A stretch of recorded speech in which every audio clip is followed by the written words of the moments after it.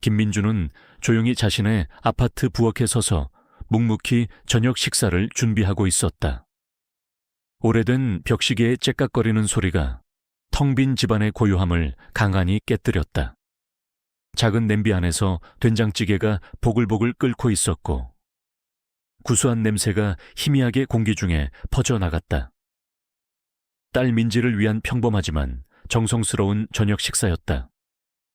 그의 손놀림은 능숙했지만 그 안에는 깊은 생각에 잠긴 듯한 미묘한 그림자가 드리워져 있었다.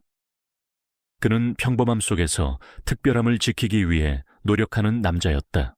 민준의 삶은 겉으로 보기에는 지극히 평범했다. 은퇴한 지 몇 년 되지 않은 중년의 남자. 이른 나이에 군복을 벗고 돌아온 그는 세상의 시선으로는 조금은 어중간한 위치에 있었다. 그가 살고 있는 아파트는 특별할 것 없는 낡은 빌라였고 그의 옷차림도 항상 단정했지만 결코 화려하지 않았다. 그에게 사치란 존재하지 않는 단어 같았다. 그의 세상은 오직 하나, 바로 딸 민지였다. 민주는 냄비 옆에 놓인 식칼을 들었다. 날카로운 칼날이 빛을 반사했지만 그의 손은 흔들림 없이 감자를 썰었다. 과거에 어떤 기억이 칼날처럼 날카롭게 그의 뇌리를 스쳤지만 그는 의식적으로 그 생각들을 밀어냈다. 그는 더 이상 과거의 사람이 아니었다. 적어도 겉으로는 그랬다. 민지는 민준의 삶의 유일한 빛이자 기쁨이었다. 아내가 일찍 세상을 떠난 후 민주는 홀로 민지를 키웠다. 딸을 위해서라면 그 어떤 희생도 마다하지 않았다. 친구들의 술자리 제안이나 동창회 모임도 대부분 거절했다. 그 돈과 시간을 아껴 민지의 학원비로 보태고 딸이 좋아하는 책을 사주고 주말에는 함께 박물관이나 미술관에 가는 데 썼다. 그의 어깨는 늘 조금 구부정했지만 그것은 딸을 위해 짊어진 삶의 무게 때문이었다. 식사가 준비되는 동안 민주는 창밖을 말없이 응시했다. 해질 역해 도시 풍경은 언제나처럼 분주했지만 그의 눈에는 공허함이 서려 있었다. 고독은 그의 오랜 친구였다. 그는 외로움에 익숙했지만 그것이 때로는 칼날처럼 마음을 핥히고 지나갈 때도 있었다. 특히 저녁 시간이 되면 그 감정은 더욱 짙어졌다. 민지는 이제 성인이 되어 자기만의 삶을 살고 있었고 그에게는 점점 더 자신만의 공간이 필요해지고 있었다. 닝동! 초인종 소리가 고요를 깼다. 민지였다. 민준의 얼굴에 희미하지만 따뜻한 미소가 번졌다. 그는 재빨리 앞치마를 벗고 현관으로 향했다. 아바, 나왔어요. 민지의 활기찬 목소리가 집안에 울려 퍼지자 텅 비어 있던 공간이 금세 온기로 채워지는 듯했다. 민주는 딸을 마주하며 미소 지었다. 그래, 어서 와. 저녁 다 됐다. 식탁에 마주 앉은 부녀는 소박하지만 정겨운 식사를 시작했다. 민지는 오늘 있었던 일들을 재잘거렸고 민주는 묵묵히 딸의 이야기를 들어주었다. 딸의 얼굴에 환한 미소가 번질 때마다 그의 마음속 어딘가에서 따뜻한 위로가 올라오는 것을 느꼈다. 그는 이 순간을 위해 살아왔다고 해도 과언이 아니었다. 민지는 그의 모든 것이었다. 식사가 끝난 후 민주는 설거지를 했다. 민지는 옆에서 과일을 깎으며 그를 도왔다. 아빠, 요즘 힘들지 않아. 내가 도와줄 일 없어. 민지의 목소리에는 걱정이 담겨 있었다. 민주는 고개를 저었다. 아니, 괜찮아. 아빠는 너만 잘 지내면 돼. 그의 목소리는 진심이었다. 그는 딸에게 자신의 짐을 지우고 싶지 않았다.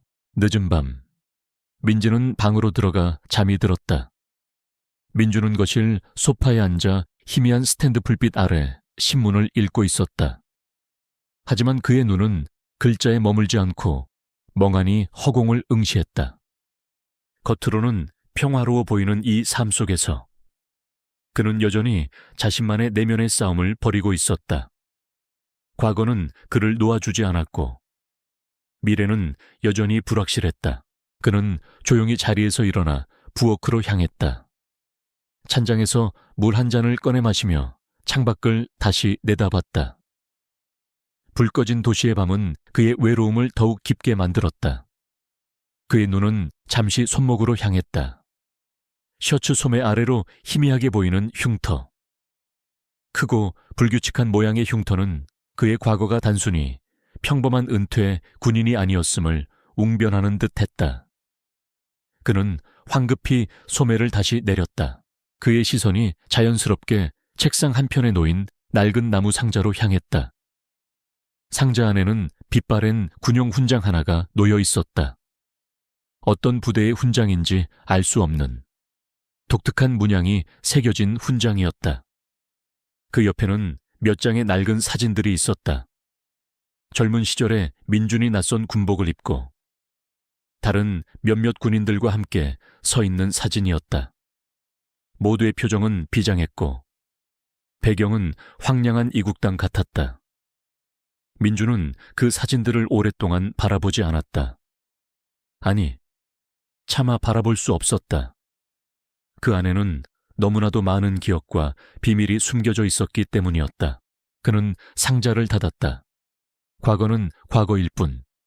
지금 그에게 중요한 것은 오직 민지의 행복뿐이었다. 그는 그렇게 자신을 다독이며 밤을 지새웠다. 그의 삶은 폭풍전의 고요함처럼 잔잔했지만 그 안에는 거대한 파도를 품고 있었다. 민준의 삶을 잔잔하게 감싸고 있던 평화로운 막이 걷히기 시작한 것은 민지로부터 들려온 예상치 못한 소식 때문이었다. 어느 날 저녁, 민지는 식탁에 마주 앉아 밥을 먹다 말고 수줍게 입을 열었다. 아빠, 저 결혼해요. 민지의 말에 민주는 젓가락을 든 채 그대로 멈춰 섰다. 딸의 얼굴을 바라보니 두 뺨은 발그레하게 물들어 있었고 눈빛은 행복으로 반짝이고 있었다. 그의 심장이 순간 쿵 하고 내려앉는 듯했다. 기쁨과 동시에 알 수 없는 불안감이 밀려왔다. 그는 딸의 손을 잡았다.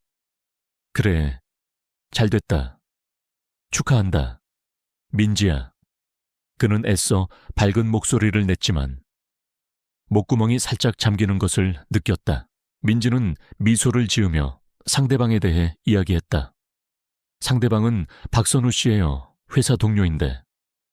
저를 많이 아껴주고 이해해줘요. 그리고 선운의 집안이 좀 민지의 말끝을 흐리는 순간 민주는 직감적으로 올 것이 왔음을 느꼈다. 딸이 평범한 집안에서 자란 자신과는 달리 어쩌면 사회적으로 훨씬 더 높은 곳에 속한 사람과 인연을 맺게 될 것이라는 막연한 예감은 늘 그의 마음 한구석에 자리 잡고 있었다. 그리고 그 예감이 현실이 되는 순간 그의 어깨는 더욱 무거워지는 듯 했다.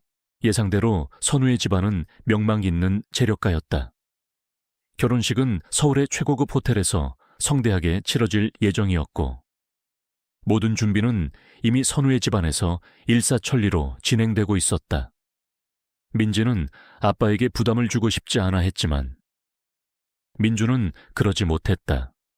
딸의 결혼식, 그것도 이토록 중요한 자리에 자신이 초라한 모습으로 서 있을 수는 없었다.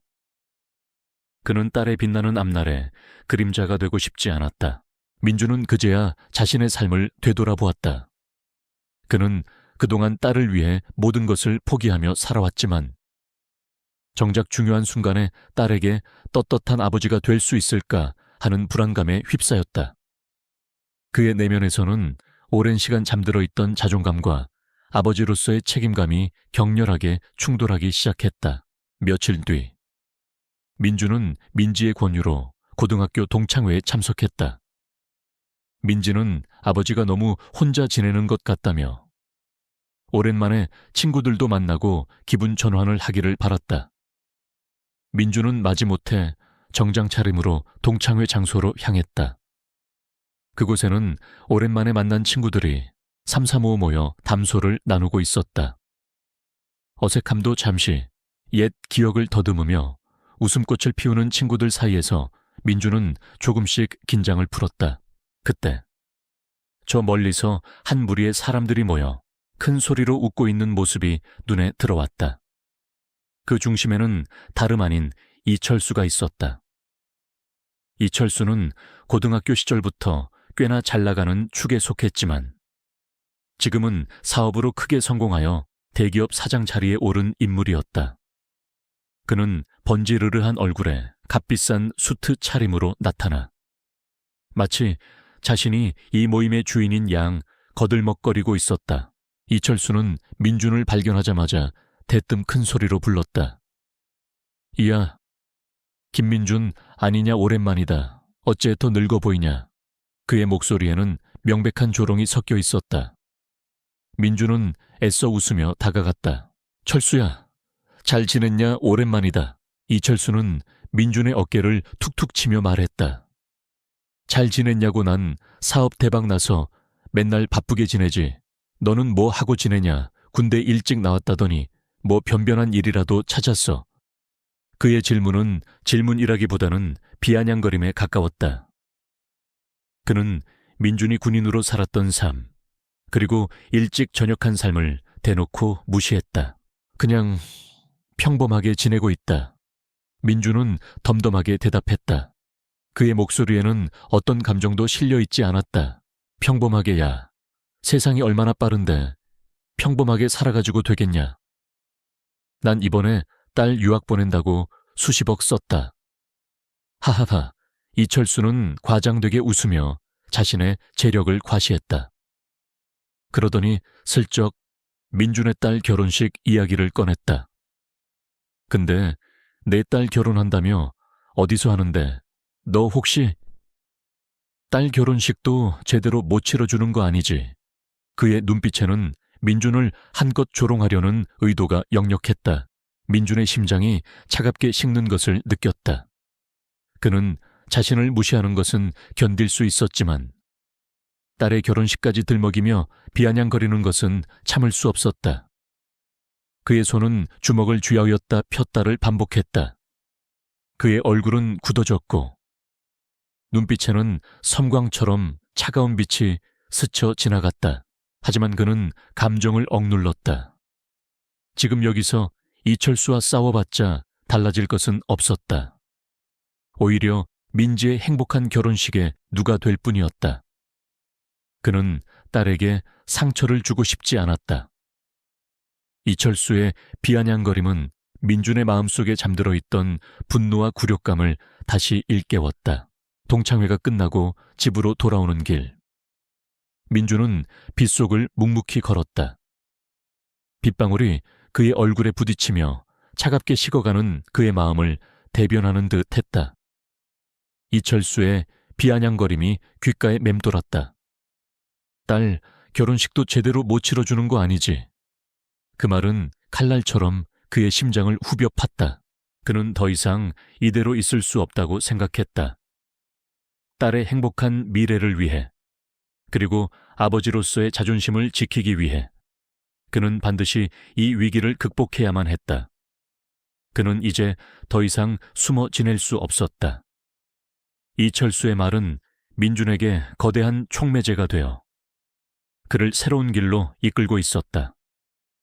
그는 과거의 자신을 다시 불러내야만 할 때가 왔음을 어렴풋이 예감했다.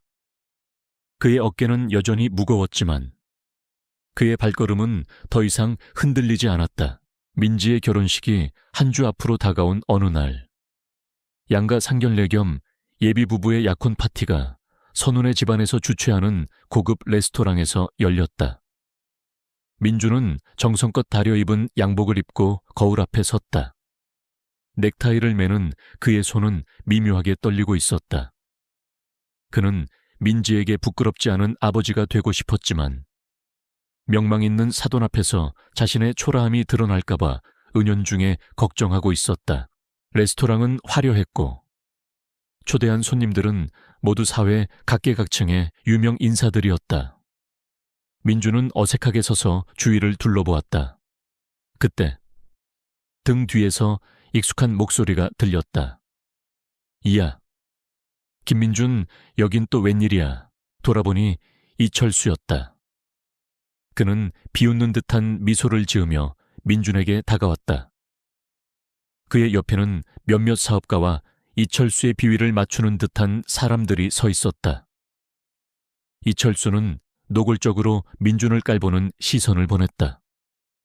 내 딸 결혼식이라고 여기 얼떨결에 끌려온 거야 하긴. 네가 이런데 올 일이 없지. 민준은 애써 표정을 관리하며 고개를 끄덕였다. 그래, 민지 결혼식이라 왔다. 하하. 그래, 그래봐야 뭐. 이철수는 말을 흐리며 콧방귀를 뀌었다. 그의 시선은 민준의 평범한 옷차림과 어색한 태도에 머물렀다. 그는 민준을 무시하기 위해 온몸으로 표현하고 있었다. 그때 갑자기 레스토랑 안이 술렁이기 시작했다. 파티장 한쪽에서 갑자기 큰 소리가 들려왔다. 웨이터 한 명이 실수로 와인잔이 가득 찬 쟁반을 넘어뜨린 것이다. 깨진 유리 파편들이 바닥에 흩어지고 붉은 와인이 하얀 테이블보와 손님들의 옷에 튀면서 일순간 혼란이 찾아왔다. 사람들은 당황하여 웅성거렸고 몇몇 손님들은 불평을 쏟아냈다. 웨이터는 얼굴이 하얗게 질린 채 어찌할 바를 몰랐다. 모두가 혼란에 빠진 그때 민준의 눈빛이 순간적으로 변했다. 그의 눈에는 냉철한 판단력과 침착함이 서려 있었다.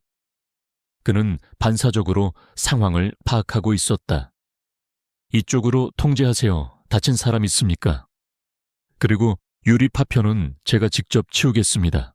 민준의 목소리는 크지 않았지만 그 안에 담긴 권위와 확신은 혼란스러웠던 파티장의 모든 이목을 집중시켰다. 그의 목소리에는 그 어떤 주저함도 없었다. 마치 오랫동안 위기 상황을 지휘해 온 사람처럼. 그는 망설임 없이 행동했다. 그는 주변의 의아한 시선에도 불구하고 직접 걸레를 가져와 바닥에 와인을 닦아내기 시작했다. 그의 손놀림은 빠르고 정확했다. 동시에 그는 웨이터에게 다른 테이블의 와인잔을 치우고 손님들을 다른 구역으로 안내하라고 지시했다. 그의 지시는 간결하고 명확했으며 모두가 본능적으로 그의 말에 따랐다. 그의 이런 행동은 지극히 본능적인 반응이었다. 그는 칭찬을 받거나 주목을 받으려고 한 것이 아니었다.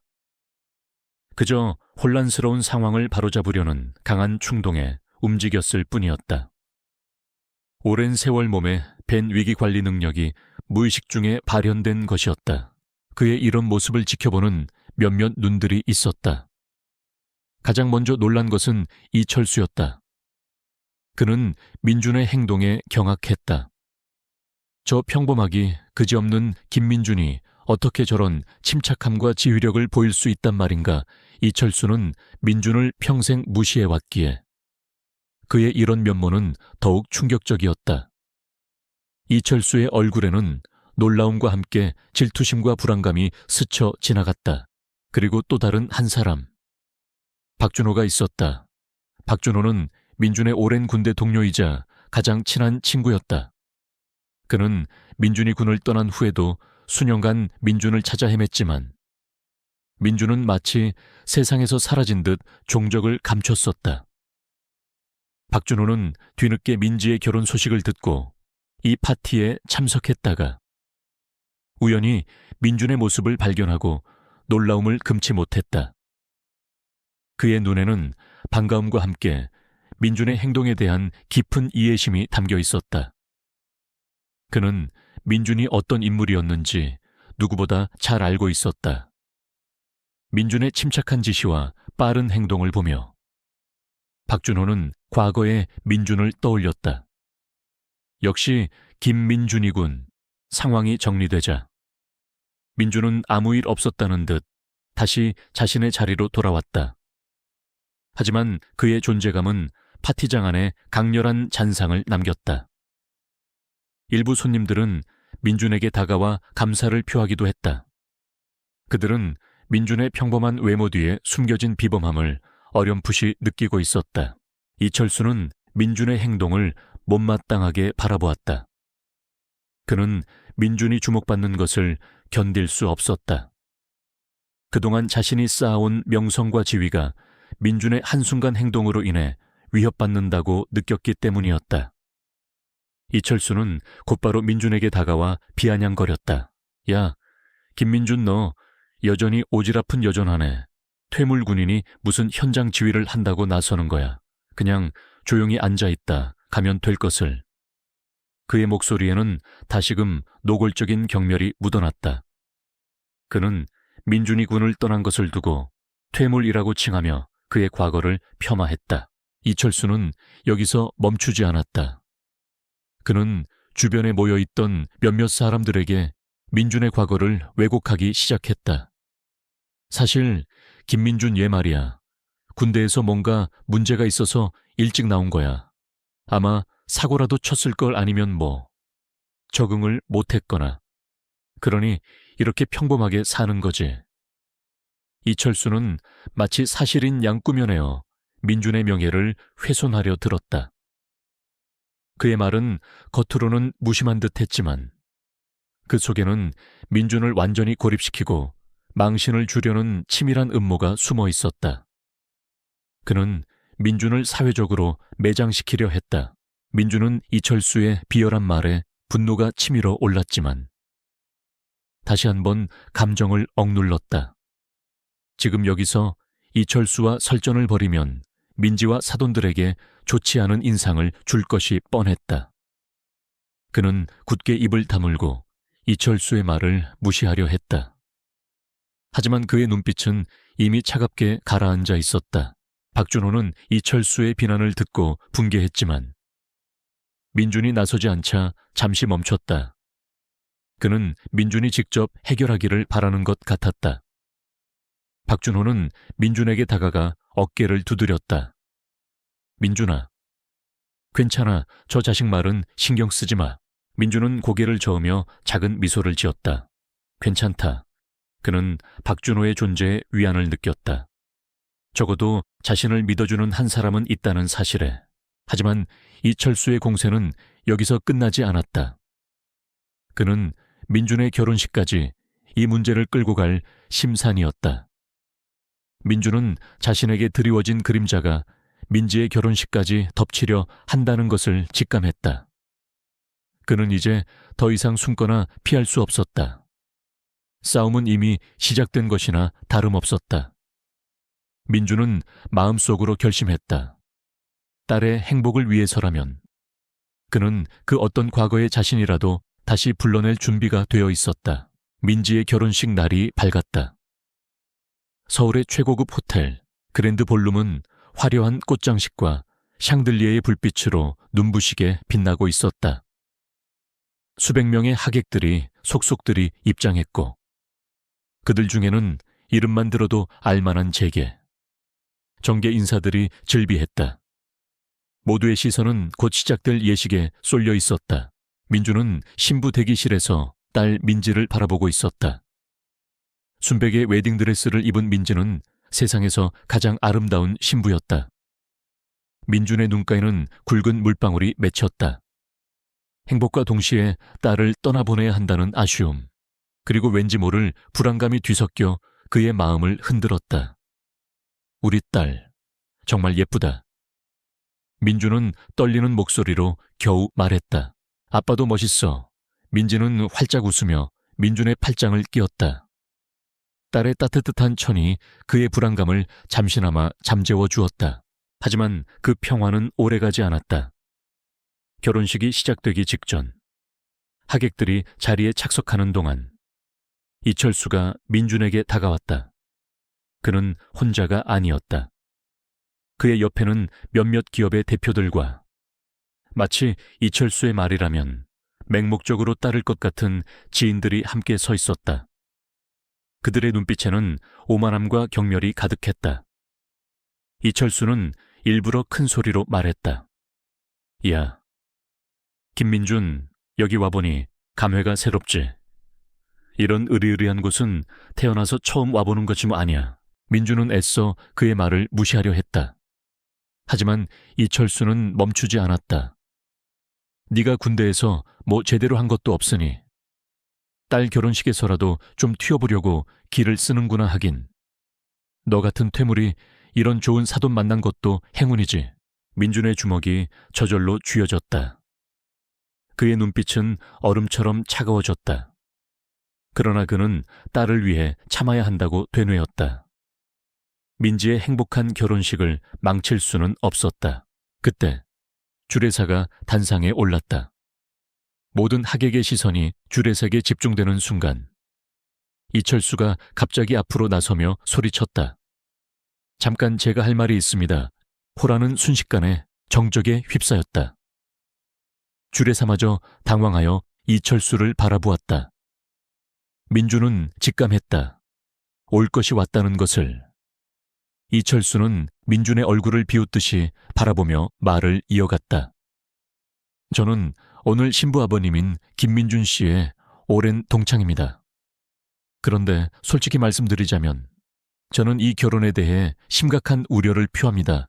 하객들 사이에서 웅성거림이 터져나왔다. 민지 역시 놀라서 민준을 바라보았다.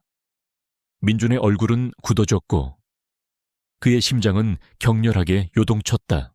김민준은 과거 군대에서 불미스러운 일로 전역한 전적이 있습니다. 아마도 큰 문제를 일으켜서 쫓겨났을 겁니다. 이런 사람에게 귀한 따님을 맡길 수 있겠습니까?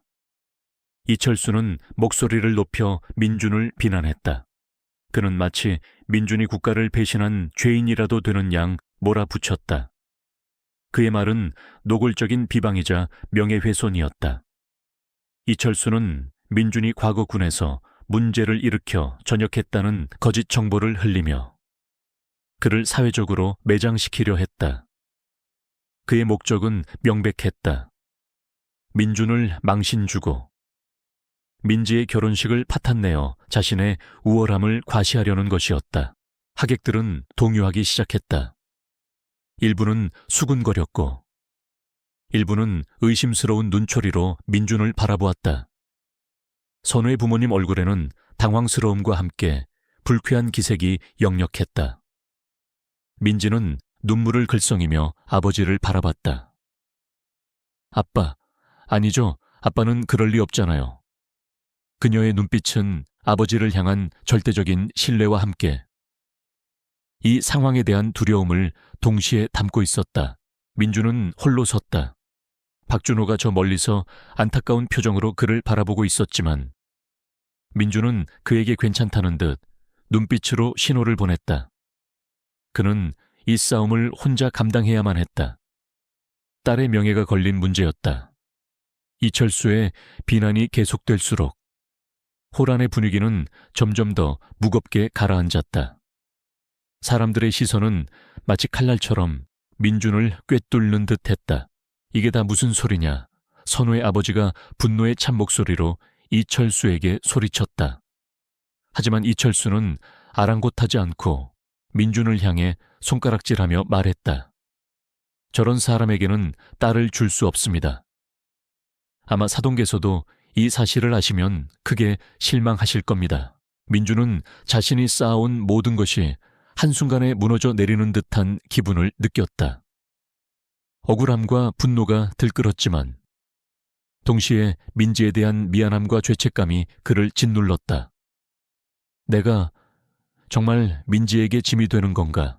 이철수는 민준의 침묵을 그의 죄를 인정하는 것으로 착각하며 더욱 기세등등하게 몰아붙였다.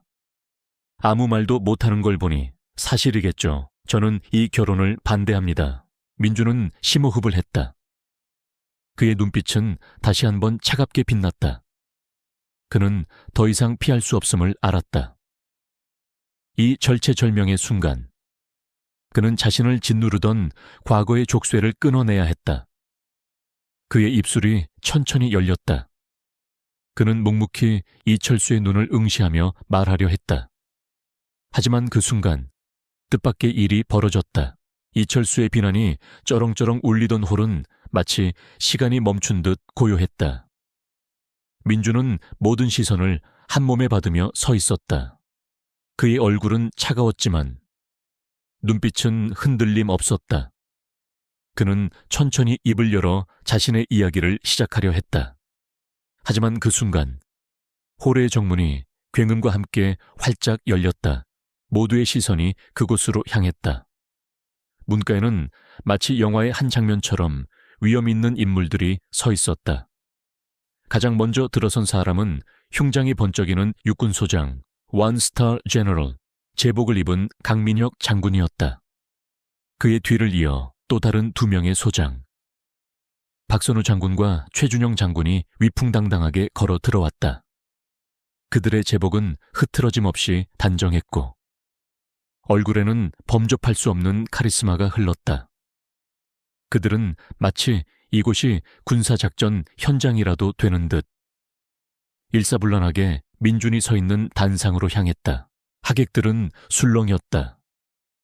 고위 장성들의 갑작스러운 등장은 누구도 예상치 못한 일이었다. 이철수의 얼굴은 희미하게 파랗게 질리기 시작했다. 그의 입꼬리에 걸려있던 비웃음은 이미 사라진 지 오래였다. 강민혁 장군이 민준의 앞에 섰다. 그는 망설임 없이 허리를 굽혀 깊이 고개를 숙였다. 그리고 홀 안의 모든 사람이 들을 수 있을 만큼 크고 또렷한 목소리로 외쳤다. 사령관님 늦었지만 진심으로 축하드립니다. 사령관님. 그 한마디에 홀 안의 모든 소리가 멎었다. 사령관이라는 단어가 공간에 울려 퍼지자 하객들은 물론이고 선우의 가족들까지 경악한 표정을 감추지 못했다. 이철수의 얼굴은 창백하게 변했고 그의 눈동자는 공포에 질려 흔들렸다. 강민혁 장군이 고개를 들고 이철수를 향해 싸늘한 시선을 보냈다. 이자는 누구인가 감히 이분의 명예를 훼손하려 드는가. 그의 목소리에는 단호함이 묻어 있었다. 이철수는 식은땀을 흘리며 말을 더듬었다. 아니, 저는 그저 그때 박선우 장군이 앞으로 나섰다. 이분은 김민준 사령관님이시다. 지금으로부터 10년 전 국가의 안보가 위협받던 일촉즉발의 상황에서 자신의 모든 것을 버리고 극비 작전을 수행했던 영웅이시다. 조용한 그림자, 작전의 총책임자이자 위기에 처한 대한민국을 구해낸 진정한 영웅이시다. 장군의 설명에 하객들은 숨죽였다. 그들은 그제야 민준의 평범한 외모 뒤에 숨겨진 거대한 진실을 깨달았다. 박선우 장군은 민준의 과거를 설명하며 그가 군에서 불미스러운 일로 전역한 것이 아니라 국가를 위해 자신의 모든 것을 희생하며 비밀리에 활동했음을 명확히 밝혔다. 그의 팔에 있던 희미한 흉터는 다름 아닌 작전 중 입은 깊은 상처였고 그가 소중히 간직했던 낡은 훈장은 바로 그 작전의 최고 공로자에게 수여되는 비밀 훈장이었다. 김민준 사령관님은 우리 모두의 스승이자 우리가 가장 존경하는 분이시다. 우리는 사령관님의 가르침 아래 성장했고 사령관님 덕분에 살아남을 수 있었다. 최준영 장군 역시 경건한 표정으로 말했다. 그의 목소리에는 진심 어린 존경심이 가득했다. 이 세 명의 장군은 각자 자신들이 민준 사령관과 맺었던 인연과 그에게 받았던 도움을 간략하게 설명했다. 누군가는 작전 중 죽을 위기에서 민준에게 목숨을 구원받았고 누군가는 그의 뛰어난 전술적 지휘 덕분에 위기를 모면할 수 있었다고 말했다. 호란의 분위기는 순식간에 역전되었다. 이철수는 완전히 얼어붙어 제자리에 서 있었다. 그의 얼굴은 잿빛으로 변했고 입술은 파르르 떨렸다. 그가 지금까지 퍼뜨린 모든 거짓말이 백일에 드러나는 순간이었다. 그는 민준을 무시하고 깎아내리려 했지만 오히려 자신의 무지와 오만함만 만천에 드러낸 꼴이 되었다. 하객들은 경악과 감동으로 뒤섞인 표정을 지었다. 그들은 자신들이 방금 전까지 하찮게 여겼던 남자가 사실은 국가의 안위를 책임진 거대한 영웅이었다는 사실에 충격을 받았다. 웅성거림은 감탄과 경외심으로 바뀌었고 이내 우레와 같은 박수 소리가 홀을 가득 채웠다. 박수 소리는 마치 파도처럼 몰아쳤고 그 소리는 이철수의 귀에는 천둥처럼 들렸다. 민지는 눈물을 쏟아냈다. 그것은 더 이상 슬픔이나 두려움의 눈물이 아니었다. 아버지를 향한 한없는 자부심과 사랑, 그리고 감사함의 눈물이었다. 그녀는 아버지가 언제나 위대하고 멋진 사람이라고 생각했지만 이토록 상상조차 할 수 없는 영웅이었다는 사실에 가슴이 벅차올랐다.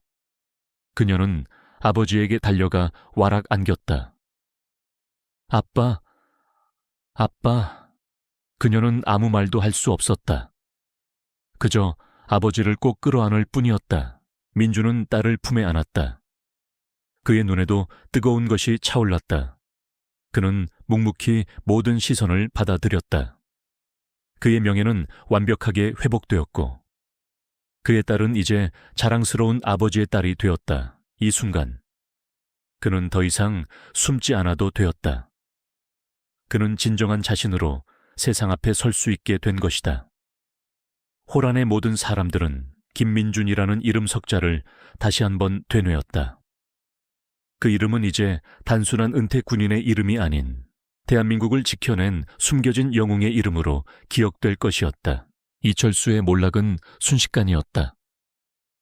결혼식장에서 김민준 사령관의 정체가 밝혀진 지 얼마 되지 않아 이철수가 운영하던 사업체들에 대한 대대적인 세무조사가 시작되었다.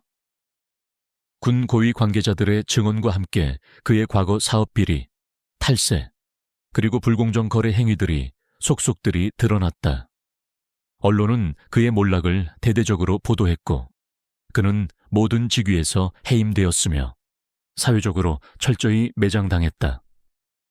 그의 이름은 한때 성공의 상징이었지만 이제는 추락과 탐욕의 대명사가 되었다.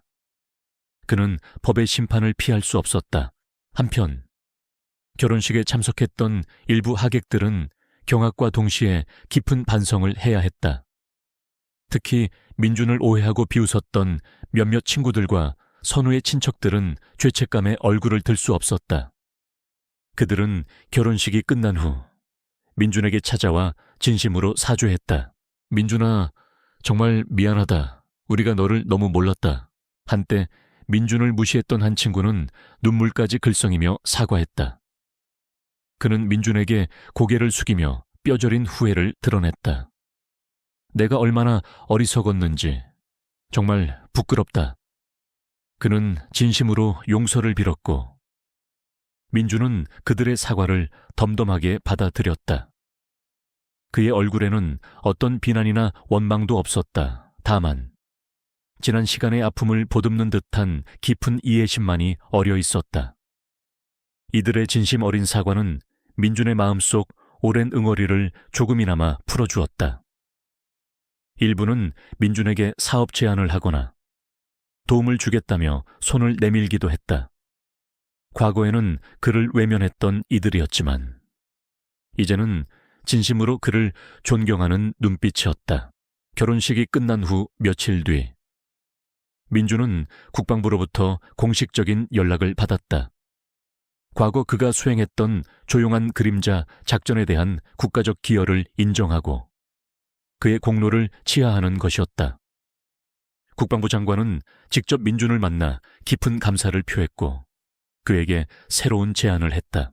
김민준 사령관님, 국가를 위해 다시 한번 힘써주시지 않겠습니까? 물론 과거처럼 그림자 속에서가 아닙니다.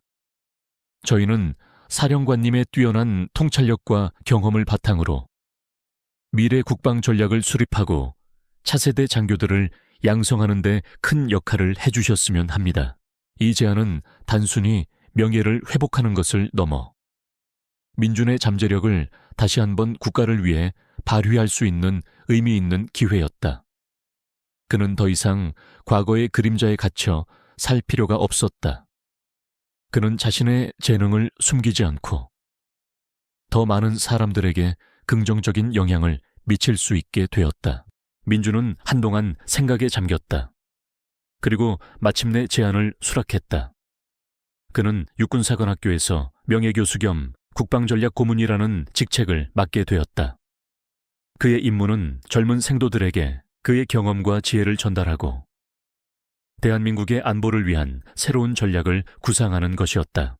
새로운 삶이 시작되자 민주는 박준호와 함께 식사를 했다. 오랜 친구와 마주 앉아 편안한 대화를 나누는 것은 그에게 큰 위안이었다. 민준아, 정말 잘 됐다. 네가 드디어 빛을 보게 되는구나. 내가 얼마나 기다렸는지 아느냐. 박준호는 진심으로 기뻐하며 민준의 손을 잡았다. 민준은 미소 지었다. 내 덕분이다. 네가 아니었으면 난 아마 평생 어둠 속에 갇혀 살았을 거야. 무슨 소리냐. 너는 언제나 빛나는 사람이었다. 다만 세상이 그걸 몰랐을 뿐이지. 박준호는 따뜻한 시선으로 민준을 바라보았다. 두 사람은 지난 시간들을 회상했다. 민준은 자신의 비밀스러운 임무와 그로 인해 겪어야 했던 고독, 그리고 딸 민지에 대한 죄책감을 솔직하게 털어놓았다. 박준호는 묵묵히 그의 이야기를 들어주며 위로했다. 이제는 모든 짐을 내려놓고 편안하게 살아. 민지도 행복해할 거야. 박준호가 말했다. 민주는 고개를 끄덕였다. 그래, 이제는 정말 행복하게 살아야지. 민지를 위해서라도. 그들의 대화는 깊어졌다. 민주는 자신의 과거가 결코 헛되지 않았음을, 그리고 이제 그 경험들이 새로운 미래를 위한 디딤돌이 될 수 있음을 깨달았다. 그의 어깨를 짓누르던 무거운 짐들이 하나둘씩 사라지고 그의 마음속에는 따뜻한 평화가 찾아왔다. 그의 삶은 더 이상 회색빛이 아니었다. 새로운 색깔로 물들기 시작한 것이다. 그는 이제 진정한 의미의 자유를 맛보게 되었다. 수년의 시간이 흘렀다. 김민준의 삶은 과거의 고독과 그림자에서 벗어나 찬란한 두 번째 봄을 맞이했다. 그는 육군사관학교의 명예교수이자 국방전략 고문으로서 젊은 생도들에게 깊은 존경을 받는 스승이 되었다. 그의 강의는 단순히 이론적인 지식 전달을 넘어 실전 경험에서 우러나오는 생생한 통찰과 따뜻한 인간미로 가득했다. 학생들은 그의 말을 경청했고 그의 곁에는 언제나 질문을 하고 배우려는 젊은이들로 북적였다. 민주는 더 이상 자신을 숨기지 않았다. 그는 공식적인 석상에서 자신의 과거 작전에 대해 강연했고 그의 이야기는 많은 사람들에게 용기와 영감을 주었다. 그는 겸손했지만 그의 눈빛은 여전히 날카롭게 빛나고 있었다. 그가 걸어온 길이 얼마나 험난했는지 아는 사람들은 그를 더욱 존경했다. 그는 사회활동에도 적극적으로 참여했다. 특히 민지에게서 영감을 받아 설립한 민지 장학재단 점식은 그의 삶의 또 다른 큰 축이 되었다. 이 재단은 재능은 뛰어나지만 형편이 어려운 학생들에게 학비와 생활비를 지원하며 그들이 꿈을 포기하지 않도록 돕는 것을 목표로 했다. 민주는 직접 장학금 수여식에 참여하여 학생들에게 따뜻한 격려의 말을 전했다. 그는 단순히 돈을 주는 것을 넘어 그들의 멘토가 되어주었다. 어느덧 민지의 딸, 그러니까 민준의 손녀딸인 예쁜 여자아이가 태어났다. 민주는 할아버지가 되어 행복감에 젖어 살았다. 그는 퇴근 후 곧장 민지의 집으로 향했고 손녀딸을 품에 안고 재롱을 부리는 시간이 가장 행복했다. 그의 집에는 더 이상 시계 소리만이 고요를 깨뜨리지 않았다. 아이의 웃음소리와 민지의 활기찬 목소리가 항상 울려 퍼졌다. 어느 화창한 가을날 오후, 민주는 자신의 서재에 앉아 오래된 군사 서적을 읽고 있었다. 그의 서재는 깔끔하게 정돈되어 있었고 창문으로는 따스한 햇살이 쏟아져 들어왔다. 그의 얼굴에는 잔잔한 미소가 번져 있었다. 그 순간 민지가 남편과 손녀딸을 데리고 그의 집을 방문했다. 아빠, 저희 왔어요. 민지의 목소리에 민주는 책을 덮고 자리에서 일어났다. 민지는 아버지를 따뜻하게 안아주었다. 손녀딸은 재롱을 부리며 민준에게 달려왔고 민주는 아이를 품에 안고 빙그레 웃었다. 그의 품에 안긴 손녀딸의 머리칼은 부드러웠고 아이의 천은 따뜻했다. 이 모든 것이 그에게는 경이로운 축복이었다. 민지는 민준의 서재 한편에 놓인 낡은 나무 상자를 가리켰다. 상자 안에는 이제는 빛바랜 훈장 하나와 젊은 시절의 민준이 동료들과 함께 찍은 낡은 사진들이 가지런히 놓여 있었다. 그 훈장은 더 이상 비밀을 상징하지 않았다. 그것은 민준의 희생과 용기, 그리고 국가를 향한 헌신의 증표였다. 민지는 민준의 팔뚝에 남아있는 희미한 흉터를 가볍게 쓰다듬었다. 이제 그 흉터는 아픔의 상징이 아니었다. 민지의 눈에는 아버지를 향한 깊은 존경과 사랑이 가득했다. 아빠, 고마워요. 아빠 덕분에 제가 이렇게 행복하게 살 수 있는 것 같아요. 민주는 딸의 손을 잡았다. 아니야, 네가 있어 아빠도 행복할 수 있었던 거야. 그의 목소리는 진심이었다. 딸이 없었다면 그는 아마 평생 어둠 속에 갇혀 살았을 것이다. 따스한 햇살이 창문을 통해 들어와 그들의 모습을 비췄다. 낡은 훈장과 흉터, 그리고 그 모든 것을 이해하고 사랑하는 가족의 모습이 한데 어우러져 그림 같은 풍경을 연출했다. 김민주는 더 이상 조용한 그림자가 아니었다.